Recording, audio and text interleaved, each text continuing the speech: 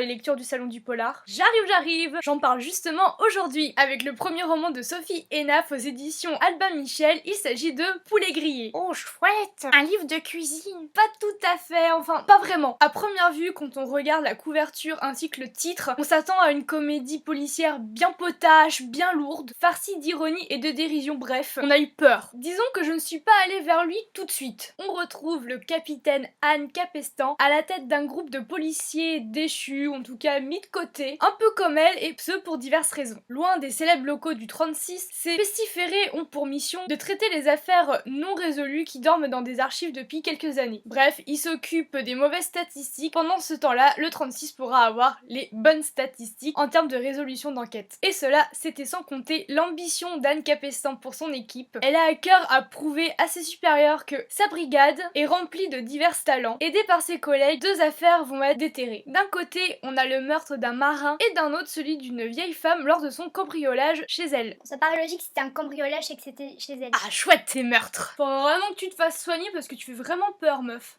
La magie de ce livre opère pour moi en 2 points. Le premier, on a de l'originalité dans la structure narrative. On a des chapitres classiques dans le sens où l'intrigue elle-même est sur une construction classique. Mais ici et là, parsemés, on a des petits chapitres courts, alors sur 2 histoires. On a un futur papa fou amoureux de sa femme et un jeune homme, Gabriel, qui demande sa copine en mariage. Et en plus, on va avoir des tout petits chapitres sur les différents personnages qui composent cette brigade, cette fameuse brigade policière. C'est court, c'est discret, c'est anodin dit comme ça, mais je trouve que ça donne un souffle de modernité et d'originalité, et ça montre aussi à quel point l'intrigue est contrôlée et maîtrisée. Le deuxième point, les enquêteurs, ils ont tous une personnalité attachante, différente, construite, et tout cela mis dans une même brigade, ça donne lieu à des situations drôles, bon enfant, tout en restant crédibles sur le sérieux de leur mission. Et c'est en ça que j'ai trouvé ça brillantissime, dans le sens où je les ai tous aimés, et ils sont tellement loin d'être stupides, et j'aimais bien justement ce mélange drôle et sérieux à la fois. Ils restent complètement crédibles. Comme à la base ils sont décrits comme des anti-héros, dignes d'être mis au placard, or il se trouve qu'ils sont vraiment tout l'inverse. Ça serait drôle si cette bande de soi-disant crétins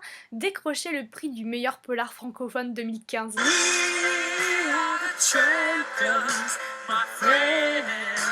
Ça serait ironiquement justifié, mais ne nous emballons pas. En tout cas, j'ai trouvé que ce policier avait de très belles qualités. Les personnages sont attachants, drôles, crédibles, l'intrigue est maîtrisée, la structure narrative a un souffle de modernité qui la rend originale, et pour un premier roman, vraiment, c'est vraiment prometteur. Et si jamais l'auteur passe par là, je serais vraiment ravie de savoir si par hasard, elle prévoit de faire une suite. Comme d'habitude, n'hésitez pas à venir commenter, ça me fait toujours très plaisir de discuter avec vous. Je vous souhaite de très bonnes lectures et je vous dis à bientôt!